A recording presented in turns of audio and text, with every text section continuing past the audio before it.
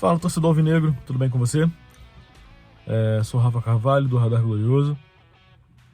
Antes de qualquer coisa, se você não é inscrito ainda no canal, se inscreva, ative as notificações e deixe seu like, que ajuda muito a gente a entregar para mais botafoguenses, também motivar a gente a continuar fazendo conteúdo, né?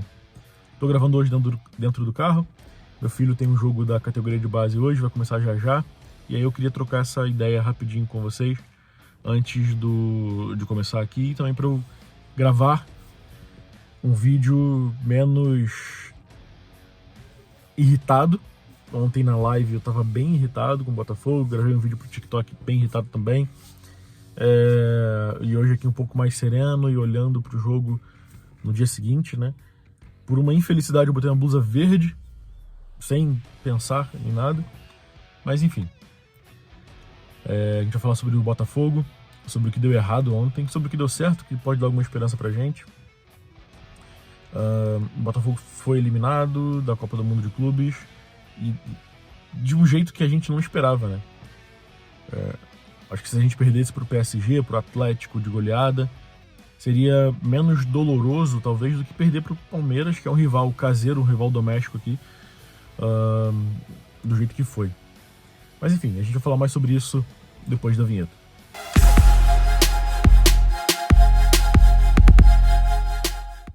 Bem, meus amigos, perdemos a segunda partida na Copa do Mundo, no mata-mata, e aí mata-mata, é óbvio, perdeu, tá fora.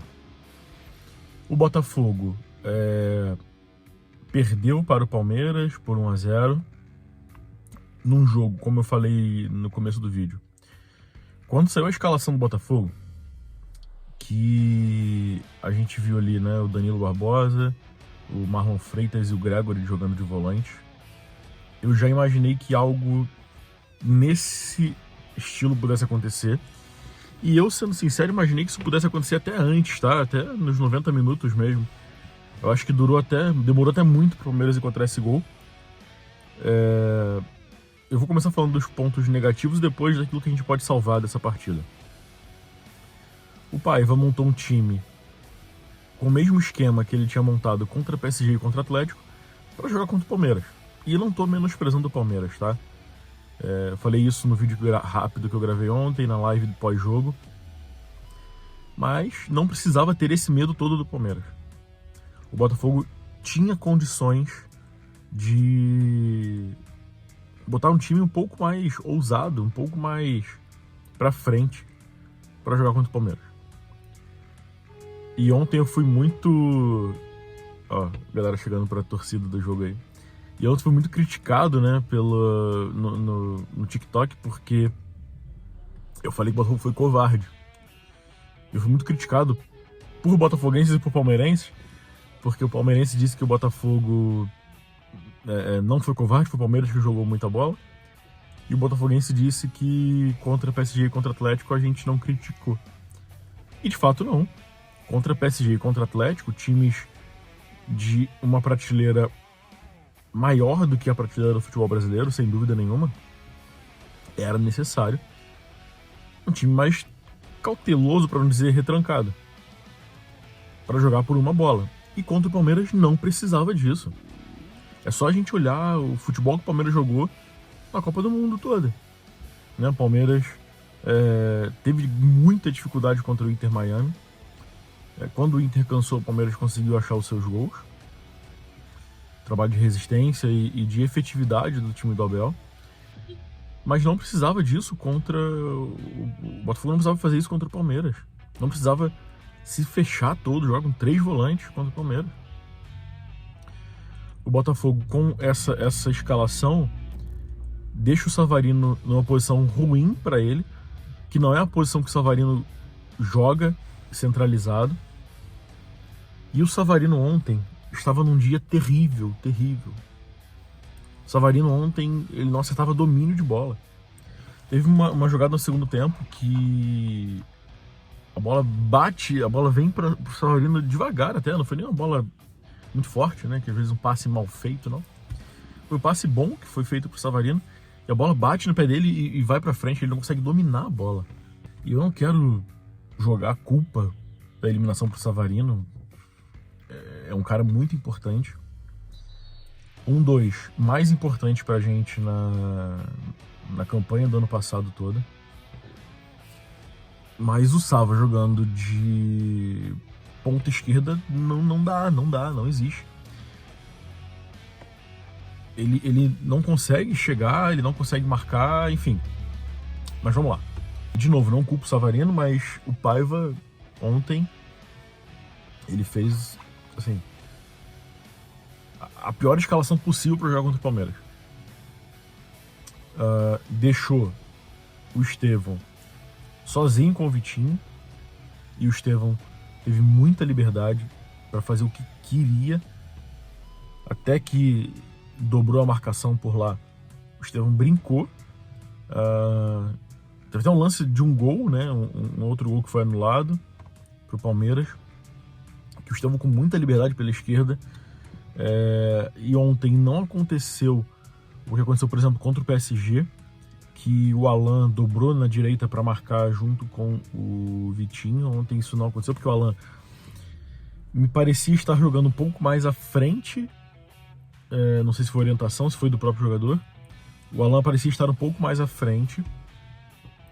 O Alan estava marcando lá em cima a saída de bola do Palmeiras junto com o Igor Jesus.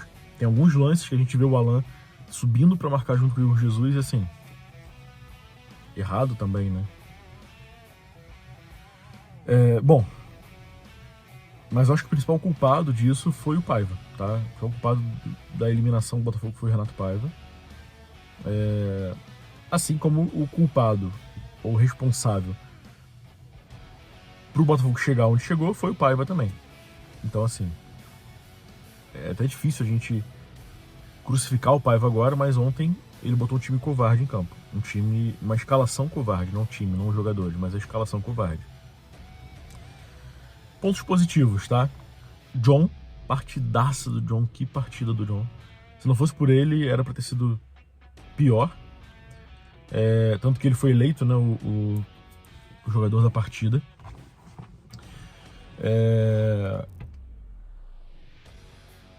O Jair, de novo, né, uma partidaça do Jair, assim como do Barbosa, dupla de zaga funcionou muito bem. E é ruim, né, porque quando a gente tá falando que zaga e goleiro foram os melhores, é porque algo tá errado, né?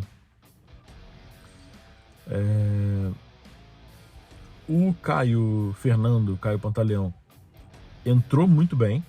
Eu gostei da entrada do Pantaleão no lugar do Jair. Entrou jogando bem o Caio. Gostei de ver o Correa ontem. O calor que o Botafogo deu no segundo tempo da prorrogação foi muito por conta da boa partida que o Correa entrou fazendo e jogando fora de posição, tá? O Correa tá vindo buscar bola na zaga para construir jogada. Não é a do Correa. Ainda fora de posição.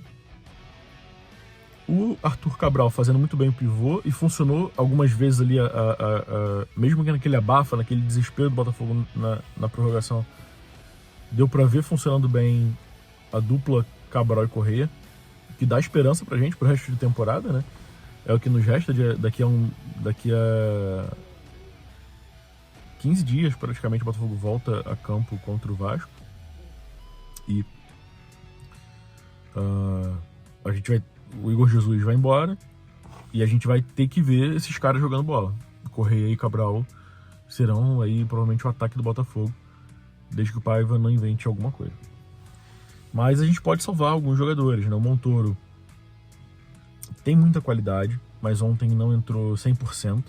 Ele não jogou o que ele jogou contra PSG e contra Atlético, ele não jogou ontem contra o Palmeiras também. Mas esses caras são, assim, os pontos que a gente pode olhar e falar que ainda dá pro Botafogo pensar em alguma coisa na temporada. A gente tem agora a volta do Brasileirão, o Botafogo tá em 6º lugar. A gente tem agora as oitavas da Copa do Brasil e as oitavas da Libertadores, né? A gente vai jogar nessa sequência, né? E não é pra gente olhar para essa derrota de ontem como se tivesse acabado a temporada. O Botafogo tá bem, tá vivo ainda nas 3 competições. O que precisa agora é se ajustar, descansar agora, deve ter um período de descanso e retomar os treinos para corrigir esses problemas que ficaram evidentes, né, no Botafogo nesses últimos jogos da Copa do Mundo. Não dá para jogar do jeito que jogou, 3 volantes nunca mais, pelo amor de Deus. E é isso, gente. Acho que a gente precisa olhar para essa derrota, para essa eliminação e tentar extrair coisas boas, né? O Botafogo continua, a temporada continua. É o que a gente tem.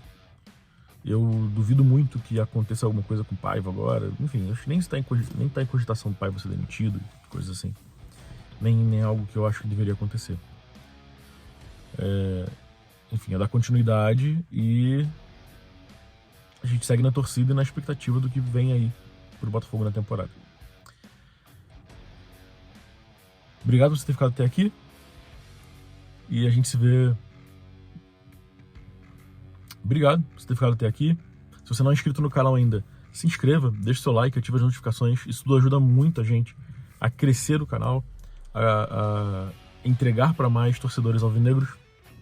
Também a motivar a gente a continuar fazendo mais vídeos, mais conteúdos. Beleza?